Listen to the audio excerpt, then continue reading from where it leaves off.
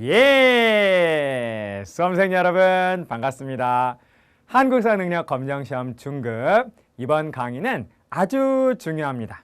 진도를 나가는 건 아니지만 우리 한국사가 국가가 어떤 식으로 전개되어 가는지를 우리가 한눈에 일목요연하게 우리가 확인할 수 있는 아주 중요한 시간이니까요. 여러분 잘 기억해서 잘 여러분 것으로 만들어 주시기를 당부를 드리겠습니다. 제목은 국가의 전개 과정이에요. 고조선부터 시작해서 우리 한국사의 주요한 국가들이 어떻게 전개되는가를 한번 살펴보도록 하겠습니다. 자, 여러분 화이팅입니다. 자, 한번 가볼까요? 제목은 국가의 전개 과정이고요. 고조선부터 한번 시작해 보도록 하겠습니다. 자, 여러분. 자, 우리 민족 최초의 국가는 고조선이죠. 고조선. 네. 자, 여러분 기억나십니까?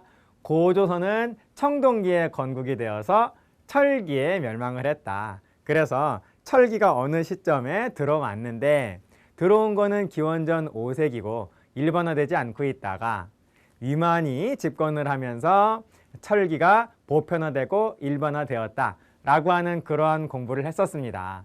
그래서 위만에 의해서 철기가 일반화되면서 고조선의 국력이 점점 더 커지니까 한나라가 그것을 위협을 느껴서 바로 한나라가 침공을 해왔고 그 한나라의 공격을 막아내지 못하고 결국 기원전 108년에 한나라에 의해서 고조선은 멸망을 당하게 된다라는 것이지요. 자, 그래서 여러분 고조선은 기원전 108년 굳이 연도까지는 모르셔도 되겠고요. 그냥 참고만 해 주십시오. 고조선은 기원전 108년에 중국의 왕조인 한나라의 공격으로 한의 공격을 받아서 결국 고조선은 멸망을 하게 된다라는 거. 자, 그래서 고조선을 멸망시킨 한나라는 고조선에 멸망한 고조선의 주민들을 통치하기 위해서 4개의 군현을 설치하잖아요. 여러분 그 군현의 이름이 뭡니까? 그렇죠, 여러분. 낭랑 말고도 굉장히 3개가 더 있었죠. 낭랑, 진번, 임둔, 현도라고 하는 4개의 작은 국가, 군사 기지 겸 하나의 국가의 기능을 하는 4개의 군현을 설치해가지고 바로 고조선의 주민들을 간접적으로 통치했다라는 겁니다. 그런데 진번, 임둔, 현도는 금방 없어지고 말고 낭랑만 아주 오랫동안 남는다라는 거예요. 자, 여러분 낭랑이 어느 지역에 있었는지 우리 한번 확인을 해 보도록 하겠습니다. 자, 여러분 지도를 보실까요? 자, 이쪽에 지도를 보시면 우선 고조선은 처음에 어느 지역에서 건국이 되었죠? 자, 쌤이 여러 번 말씀을 드렸는데 자, 한번 다시 보시죠. 자, 요게 요하고요. 요하. 복수 차원에서 한 번 더 말씀드리겠습니다. 요하고 요하의 서쪽을 우리는 요서라고 한다. 그리고 요하의 동쪽을 우리는 요동이라고 하고 당연히 요동에 있는 이 반도를 요동반도라고 한다라는 거죠. 자, 여러분 요서하고 요동을 합쳐가지고 우리는 뭐라고 표현을 하냐면 요령, 여기를 통째로 요령이라고 한다. 그런데 여러분 기억나십니까? 자, 고조선은 처음에 요령 지역에서 건국이 되었는데요. 이때 고조선과 가장 가까이 있는 나라는 연이다 그랬었어요. 네, 전국 7웅 가운데에서 7개의 중국 국가 가운데 연하고 제일 가까워서 연하고 고조선은 아주 강하게 경쟁을 하고 갈등 관계였다라는 거. 그런데 연나라의 공격을 받아서 기원전 300년에 고조선은 요령 지역을 잃고 보다 더 연과 멀리 떨어진 쪽으로 가서 바로 여기 대동강 유역이죠. 대동강 유역에 바로 이 지역에서 자리를 잡았다라고 하는 것이 바로 현재 다수설이 된다라는 겁니다. 그래서 중심지가 요령 지역에서 대동강 하류, 지금의 평양평야가 있는 이 지역으로 이동한 것으로 보인다라는 거예요. 그래서 고조선은 처음에 건국은 여기에서 했고 그 다음에 이동을 한 다음에 멸망은 바로 이 지역에서 했다라는 겁니다. 그래서 고조선의 멸망 당시의 중심지는 지금의 평양인 바로 이 지역이 되는 것이죠. 네, 그래서 바로 고조선 주민들도 아마 이 지역에서 가장 많이 살았겠죠. 그래서 여기에 바로 뭐가 만들어지냐면 한나라에서 낙랑이라고 하는 군현이 만들어지게 된다는 겁니다. 낙랑. 네. 그런데 이 낙랑은 아주 오랫동안 가요. 네, 400년 동안 가게 되고, 여러분 기억나십니까? 낙랑을 멸망시킨 고구려의 왕이 누구라고요? 그렇죠. 네, 미천왕이라는 거 4세기 초에 네, 낙랑은 미천왕에 의해서 314년에 결국 멸망을 당하게 되죠. 아무튼 낙랑은 그 이후에도 고조선 멸망 이후에도 계속 남는데 낙랑이 차지한 지역은 그렇게 많지 않잖아요. 넓지 않기 때문에 다른 지역에서는 여러 국가가 막 탄생을 했다라는 겁니다. 그 여러 국가들이란 어떤 나라들이냐? 적어도 여러분 고조선이 멸망하기 전부터 이미 부여는 탄생을 해가지고 부여는 이미 있었던 것으로 보입니다.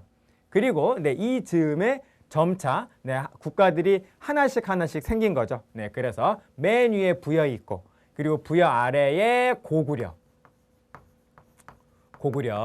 그리고 낙랑 오른쪽 위에 옥저, 그리고 아래에 동해, 자 그리고 마한,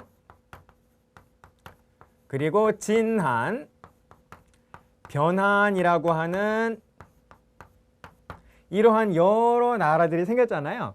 그래서 고조선 이후에 한반도와 만주의 주인공은 바로 이와 같은 부여, 고구려, 옥저, 동해, 마한, 진한, 변한이고, 중국이 세운 이질적인 이러한 낙랑이라고 하는 하나의 세력과 경쟁을 하면서 점차 발전을 해 나갔다라는 것입니다. 자, 그럼 여러분, 자 저쪽에다가 한번 우리 한번 표기를 해보도록 하겠습니다. 자, 그래서 낙랑 위에 어떤 나라가 있죠? 부여, 그리고 그 아래에 고구려. 낙랑은 우리 민족이 세운 것이 아니기 때문에 뭐 요 정도로 좀 차별화를 좀 시켜준 다음에, 자, 그 다음에 낙랑 아래쪽에 옥저, 동해를 이렇게 한번 써보겠습니다.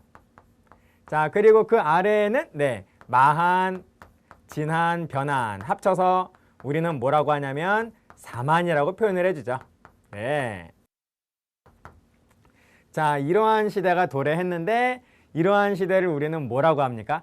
연맹왕국 시대다 그러잖아요. 뭐 연맹왕국 시대. 그래서 이 시기를 우리는 연맹왕국 시대다라고 표현을 해준다라는 겁니다.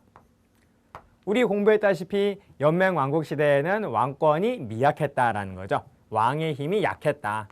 왕의 힘은 매우 미약하고 각각의 부족들이 연합을 해가지고 하나의 연맹왕국을 만드는데, 그 부족들이 자기의 통치권을 내놓으려고 한 것이 아니라 외침을 효과적으로 방어하기 위해서 연맹을 한 것뿐이다. 그러므로 각 지역의 부족들은 각 지역마다 부족의 통치권이 있었다라는 거예요. 그러므로 왕의 힘은 미약하고 각 지방마다 권력이 분산되어 있었다라고 해서 얘를 뭐라고 하죠, 여러분? 지방분권이라고 표현을 하지 않아요. 그래서 처음에 연맹왕국은 바로 이러한 상태에서 출발을 한 겁니다. 자, 그런데 이 연맹왕국이 점차 시간이 흘러가면서 왕의 힘이 세졌다 그랬었죠. 왕의 힘이 세지면서 왕이 있는 중앙에 모든 권력이 집중이 되는 중앙집권적인 보다 더 발전된 국가로 한 걸음 한 걸음 나아갔다. 그래서 이러한 국가의 모습을 우리는 다른 용어로서 표현을 해준다라는 거죠. 여러분, 이러한 국가를 우리는 뭐라 그러죠? 고대 왕국 또는 고대 국가라고 표현을 해준다라는 겁니다. 자, 그래서 고대 국가.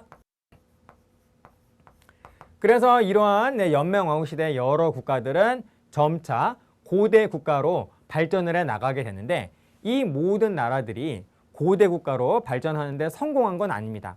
중간에 다른 나라한테 멸망을 당한 나라들이 더 많다라는 거예요. 자, 그럼 여러분, 성공한 나라가 어떤 나라인지 한번 확인을 해보도록 하겠습니다. 자, 제일 먼저 고구려가 주몽에 의해서 고구려가 건국이 되었을 때에는 연맹왕국이었어요. 그때에는 주몽이 속한 계루부 외에도 여러 부족들이 있었죠. 계루부, 그리고 소노부, 순노부, 전노부, 관노부라고 하는 5부족이 연합을 해서 5부족 연맹체로서 고구려라고 하는 연맹왕국이 탄생을 한 것인데, 점차 계루부가 모든 권력을 장악하면서 다른 부족들을 없애잖아요. 다른 부족들을 없애면서 그냥 중앙 집권적인 고구려라고 하는 고대 국가가 된다라는 겁니다. 고대 국가가. 그래서 고구려는 처음에 출발은 연맹왕국에서 출발을 하였으나 고대 국가로 이렇게 발전을 하게 된다라는 것입니다. 자, 그런데 나머지 이 고구려 주위의 나머지 국가들은 전부 다 고구려한테 멸망을 당합니다. 네, 한번 볼까요, 여러분? 자, 옥저가 1세기에 제일 먼저 태조왕에 의해서 고구려에게 복속이 되고요. 네, 그리고 낙랑이 313년에 미천왕에 의해서 멸망을 당하죠. 네, 그리고 동해가 고구려에게 또 멸망을 당합니다. 그런데 동해가 고구려한테 멸망을 당한 것은요, 정확히 어느 시점이다 라고 말하기가 좀 어려워요. 그래서 동해는 고구려한테 멸망당하는 과정을 겪고 결국 계속 동해가 점점 없어져 가지고 결국 대체로 광개토대왕 무렵에 전부 다 동해의 모든 지역은 고구려한테 흡수가 되었다라고 보시면 되겠습니다. 네, 그래서 이렇게 이해를 좀 해주시면 되겠고요. 맨 마지막에 부여가 494년에 바로 장수왕의 손자인 문자왕한테 멸망을 당하면서 만주와 한반도의 북부 지역은 모두 다 고구려 한 국가로 그냥 정리가 되는 이러한 모습을 보이게 된다라는 것입니다. 자, 그리고 다른 삼한 여러 나라들은 또 어떻게 되느냐. 마한은 54개 소국들로 구성되어 있었는데요. 나라가 참 많았죠. 54개의 소국들이 있었다. 그리고 이 마한의 국가들 가운데에서 목지라고 하는 나라가 마한의 그 종주국을 자처하면서 마한을 주도하고 더 나아가서는 진안과 변안, 삼한의 모든 어떤 권력을 가지는 그러한 나라였다라는 겁니다. 그런데 이 마한의 여러 나라 가운데에서 백제라고 하는 작은 나라가 점점 성장을 하더니 이제 목지하고 힘이 비슷해져 가지고 목지와 백제가 마한의 주도권을 놓고 싸움을 벌이게 되죠. 그게 언제냐면 3세기의 일입니다. 3세기의 일. 그리고 이 싸움에서 백제가 이겨요. 그래서 목지가 가지고 있었던 한강 유역을 뺏으면서 한강 유역을 완전히 차지하면서 목지는 남쪽으로 내려가게 된다라는 겁니다. 그래서 백제가 3세기에 이러한 싸움의 승리의 결과로 마한의 주도권을 차지하게 되는데, 그 왕이 누구죠? 우리 공부했습니다. 바로 고이왕이라는 것입니다. 고이왕. 이렇게 해서 마한의 주도권을 차지한 백제는 다음 세기인 4세기, 여러분 4세기는 백제의 전성기죠. 이 전성기를 이끌었던 백제의 왕이 누구죠? 근초고왕. 이것도 우리 봤네요. 이 근초고왕은 마한의 모든 나라들을 없애고 그냥 멸망을 시켜버리고 그냥 통째로 마한을 백제로 만들어버리잖아요. 여러분 이해되시죠? 3세기 고이왕은 마한의 주도권을 잡는다. 4세기 근초고왕은 마한을 백제로 만들어버린다라는 거예요. 자, 그래서 결과적으로 근초고왕에 의해서 마한은 통째로 뭐가 된다?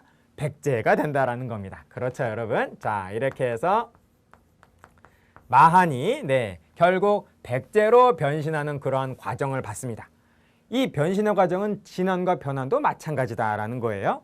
진안은 12개의 소국으로 구성이 되어 있었는데, 이 중에서 또 사로국이라고 하는 나라가 점점 강성해지더니 역시 또 마한이 백제가 된 것처럼 다른 11개의 국가들을 모두 다 통합을 하면서 결국 여러분 이 나라가 뭐가 됩니까?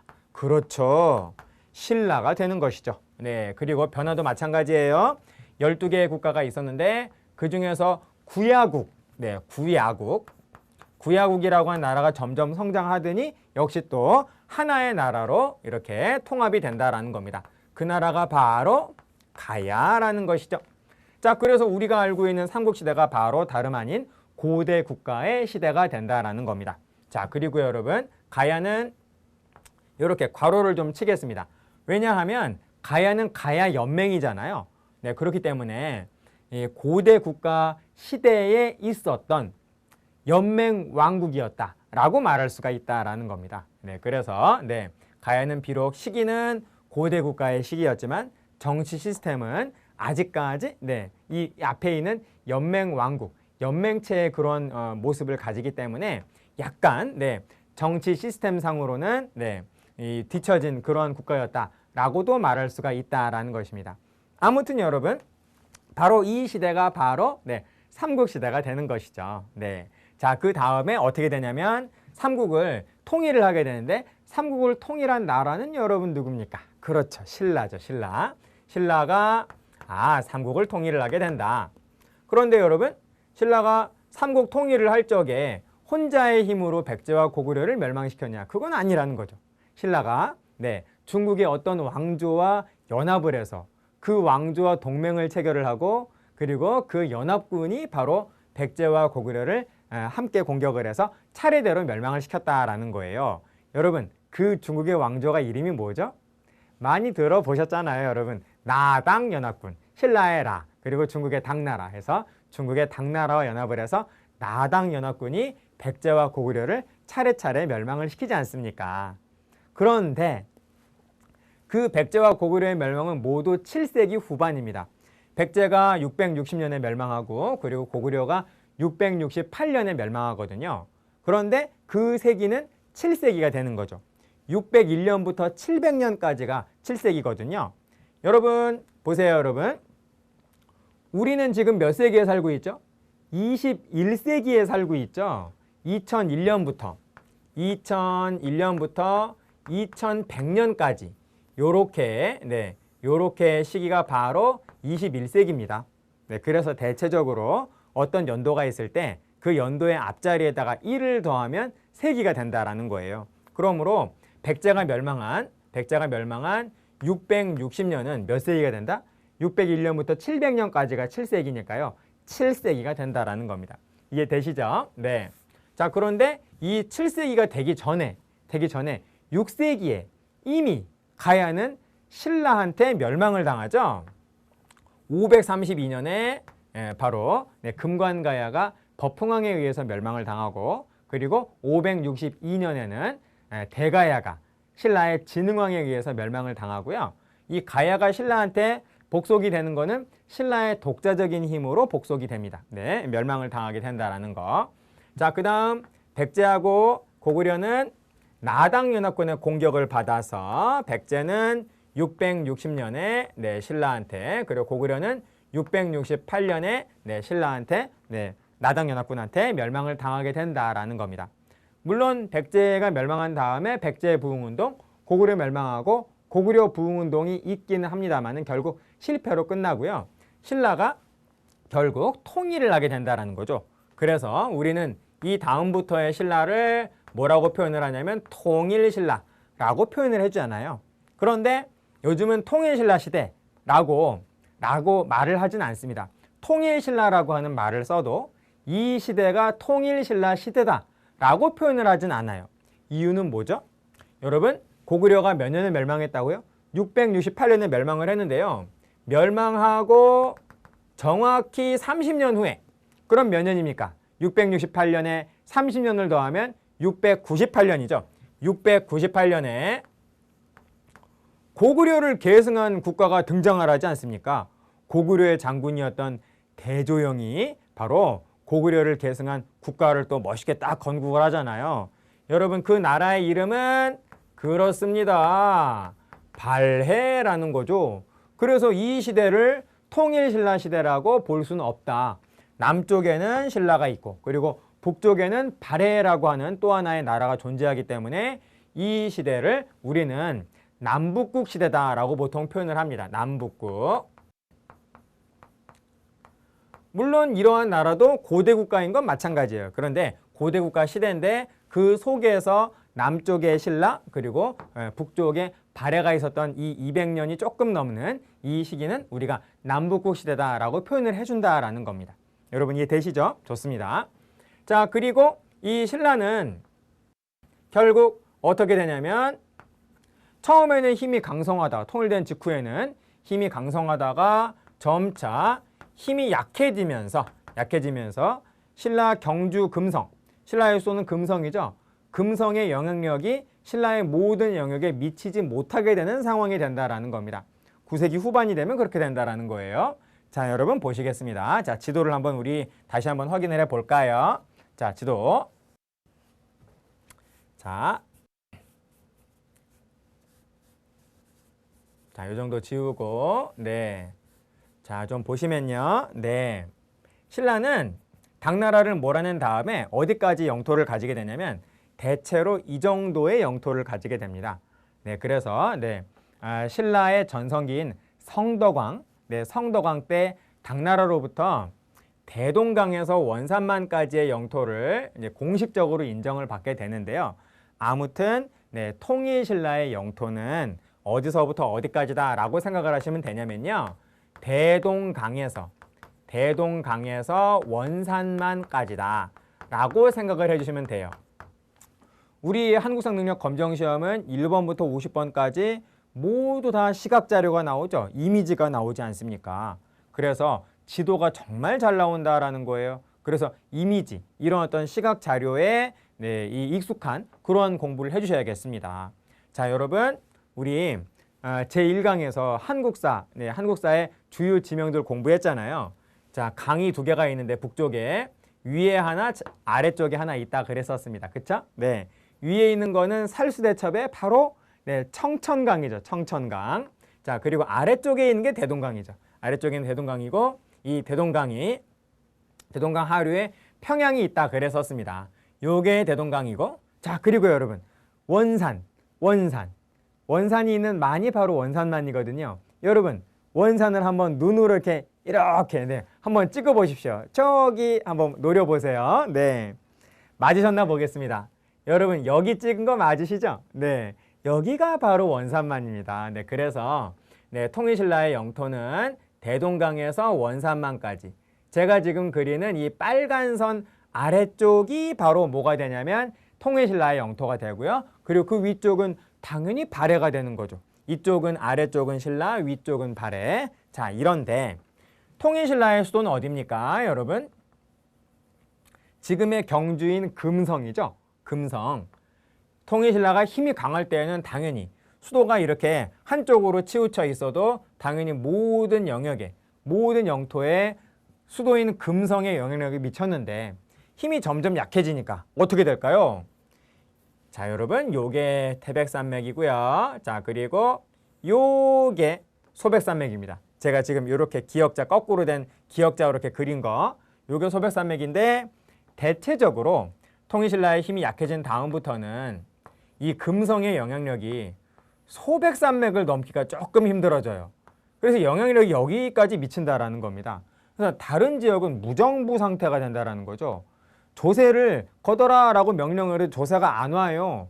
세금을 아예 그냥 거둘 수가 없는 그런 어떤 굉장히 힘이 미약해지는 그런 상태가 된다라는 겁니다. 그래서 신라의 거의 대부분의 영토가 무정부 상태가 되니까 각 지역마다 그 지역에서 힘센 누군가가 자기가 성주 또는 장군을 자처하면서 그 지역을 자기가 알아서 통치하더라라는 겁니다. 그래서 각 지방 세력가가 지역마다 등장해가지고 지역마다 등장을 해서 9세기 후반이 되면요. 지방 세력가가 각 지역마다 등장해서 자기가 알아서 통치하게 되는데 여러분 신라 말에 통일신라 말에 등장하게 되는 이 지방 세력가를 두 글자로 뭐라고 하냐면 호족이라고 합니다. 그래서 각 지역마다 호족들이 막 등장을 해가지고 수도인 경주 금성을 그냥 무시하면서 자기가 일종의 작은 국가의 왕노릇을 하게 된다라는 겁니다. 그리고 이 여러 호족들은 경주 금성을 무시한 채 자기들끼리 호족들끼리 싸워요. 그래서 자기들끼리 세력 다툼을 하면서 작은 호족은 큰 호족한테 멸망을 당하면서 점차 호족의 수가 줄어들면서 하나의 큰 국가로 정리가 되더라라는 겁니다. 여러분 그 국가가 뭐죠? 이 소백산맥 왼쪽에 이만큼, 자, 이만큼의 국가가 하나가 생겼어요. 그게 언제냐? 900년에 견훤에 의해서 원래 여기는 신라에 의해서 통일되기 전에 어느 나라 땅이었죠? 백제 땅이었죠. 백제 땅. 네, 그래서 백제의 영광을 되찾겠다라고 하면서 견훤이 다시 백제를 세웁니다. 백제를 건국을 해요. 그런데 온조가 건국한, 원래 기원전 18년에 온조가 건국한 백제하고 900년에 견훤이 다시 건국한 이 백제가 헷갈리기 때문에 우리 역사가들은 이 백제, 견훤의 백제를 뭐라고 이름을 붙였냐면요, 그냥 후자를 붙여가지고 후백제라고 표현을 합니다. 근데 이 당시에 견훤이 세운 나라 이름이 후백제인 건 아니죠. 견훤이 그 당시에 세운 국가 이름은 백제인데 역사가들이 편의상 후자를 붙이는 것 뿐이다라는 거예요. 역시 마찬가지입니다. 이 위쪽도 다음 해인 901년에 궁예에 의해서, 또 여기는 고구려 땅이었기 때문에 고구려의 영광을 되찾겠다라고 하면서 고구려를 건국을 하는데, 역시 또 편의상 주몽의 고구려하고 헷갈리니까 우리는 후고구려라고 할 뿐입니다. 아무튼 여러분, 900년에 후백제, 901년에 후고구려가 건국이 되면서 더 이상 이제는 통일신라라고 부르기가 민망하게 됐지 않습니까? 그래서 이때부터 우리는 뭐라고 표현을 하냐면 삼국시대, 원래 삼국시대 이후에 다시 등장한 삼국시대다라고 해서 이 시기를 우리는 뭐라고 표현을 하냐면 후삼국시대다라고 표현을 한다라는 겁니다. 자, 그럼 여러분, 자, 다시 우리 이쪽으로 한번 가보겠습니다. 자, 그래서 그러한 사연으로 인해서 900년에 견훤에 의해서 후백제 건국, 그리고 1년 후인 901년에는 궁예에 의해서 후고구려가 건국이 되니 이제는 통일신라라고 부르기가 어렵다. 이 시기를 우리는 뭐라고 표현을 하느냐? 바로 후삼국 시대다라고 표현을 해준다라는 겁니다. 여러분 이해되시죠? 그래서 후삼국의 싸움이 시작이 되는데 결국 이것은 어떻게 끝나느냐? 후고구려를 건국한 인물은 궁예였다 그랬었습니다. 그런데 궁예가 점점 폭정을 일삼으면서 궁예의 신하들이 918년에 궁예의 신하들이 궁예를 몰아내요. 그리고 궁예를 죽입니다. 궁예를 죽이고 새로운 국가를 건국을 하는데, 바로 그 궁예를 몰아내는데 주동을 했었던 신하가 바로 새로운 왕이 된다라는 겁니다. 그 사람이 누구냐? 바로 왕건이라는 거죠. 왕건. 그래서 이 왕건이 바로 궁예를 몰아내고 자기가 왕이 되니 이 나라를 뭐라고 하느냐? 바로 고려라고 한다라는 거예요. 그래서 이러한 과정을 통해서 후고구려는 뭐가 된다? 고려가 된다라는 겁니다. 이게 바로 고려태조 왕건의 고려의 시작이 되는 것이죠.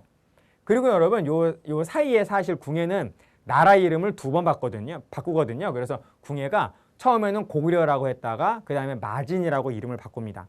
그 다음에 태봉이라고 이름을 또 바꿔요.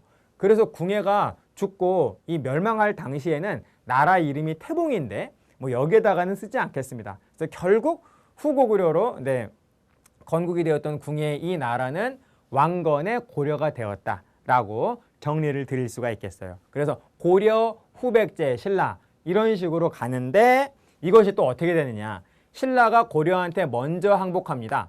몇 년이냐면 935년에 고려한테 항복을 하고, 그래서 고려 땅이 돼버리는 거죠. 자, 그리고 후백제가 그 다음에 1년 후에 한반도의 주도권을 놓고 싸우다가 결국 고려가 승리하면서 936년에 고려가 승리하면서 이제 고려가 후삼국을 통일하면서 475년간의 건국부터 해서 475년간의 고려시대가 그냥 쫙 가게 된다라는 겁니다. 여러분 이해되시죠? 그래서 고려 등장 이후부터는 복잡한 국가들이 나오지 않아요. 그래서 그 다음에는 고려시대. 그 다음에 어떻게 되느냐? 건국하고 475년 후에 연도가 1392년입니다. 이 1392년에 고려의 장군이었던 이성계가 이 4년 전에 1388년에 위화도 회군으로 모든 권력을 장악하거든요. 그리고 나서 왕을 바꿔요. 그리고 결국 마지막 왕인 고려의 마지막 왕인 공양왕으로부터 바로 장군 이성계가 왕위를 양도받는다라는 겁니다. 그러면 자기가 왕이 되면서 나라 이름을 뭐로 바꾸게 되는 거죠? 조선으로 바꾸게 된다라는 겁니다. 그래서 고려의 멸망이 조선의 건국이 되는 것이고 조선의 건국이 고려의 멸망이 된다라는 겁니다. 그래서 그 다음부터 519년간의 조선시대가 그냥 쭉 가게 된다라는 것이죠. 자, 그럼 여러분 우리 지도를 지우고 자, 좀 더 보도록 하겠습니다. 자, 그래서 조선은 519년간 아주 오랫동안 가게 되는데 이 조선시대는 어떻게 끝난다 라고 말할 수 있냐면 1910년에 조선은 멸망한다 라고 볼 수가 있다라는 겁니다. 1910년이 도대체 뭐냐? 바로 한일합방이라는 거죠. 우리가 일본에 의해서 주권을 빼앗기는 그 사건을 바로 한일합방이라 그러지 않습니까? 그래서 우리는 그 다음부터 일본의 식민지가 되죠. 그래서 일제강점기라고 하는 우리의 암흑의 역사가 시작되는 이 시기가 바로 1910년이 되는데요. 그래서 조선은 1910년 한일합방으로 멸망한다 라고 말씀드릴 수 있겠습니다. 근데 여러분 주의하실 게요. 조선의 26대 군주인 고종이 자기가 나라 이름을 바꿔요. 한일합방 13년 전에. 그러니까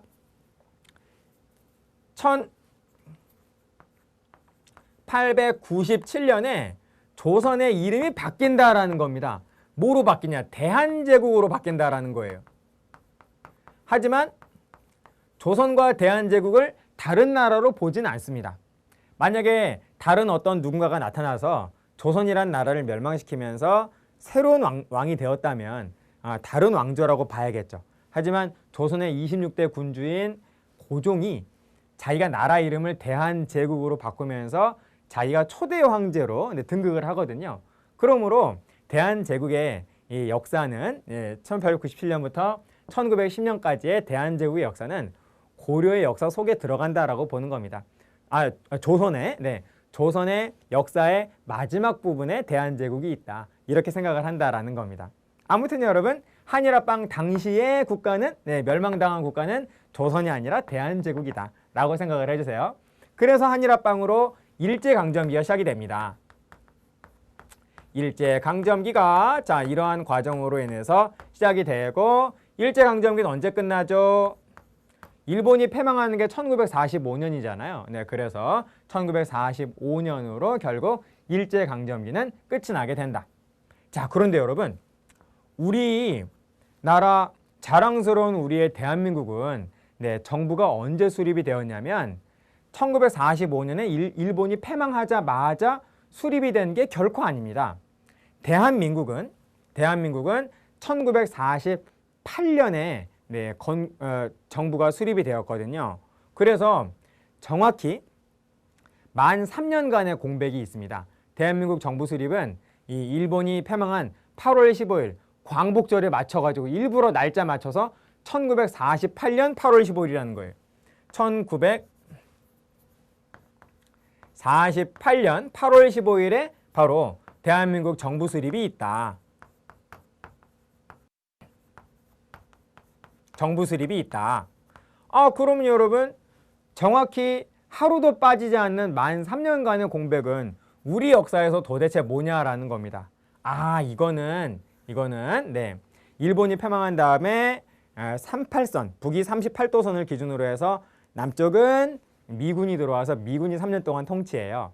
그리고 북쪽은 소련군이 들어와서 소련군이 또 3년 동안 통치하거든요. 그래서 남쪽은 미군정, 그리고 북쪽은 소군정 이래가지고 이 3년간의 공백은 우리가 뭐라고 표현을 하냐면 미소 군정기라고 표현을 해준다라는 겁니다. 이 미소 군정기도 굉장히 시험에 잘 나옵니다. 우리가 잘 눈여겨서 봐줘야겠어요. 그래서 그 다음부터가 대한민국이 되는 것이고 대한민국의 역사가 지금까지 계속 이어지고 있는 것이죠.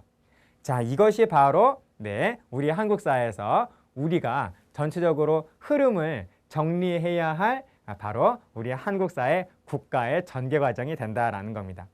여러분 설명을 들으니까 대체로 우리 한국사가 이런 식으로 흘러가는구나 라는 감이 좀 잡히십니까?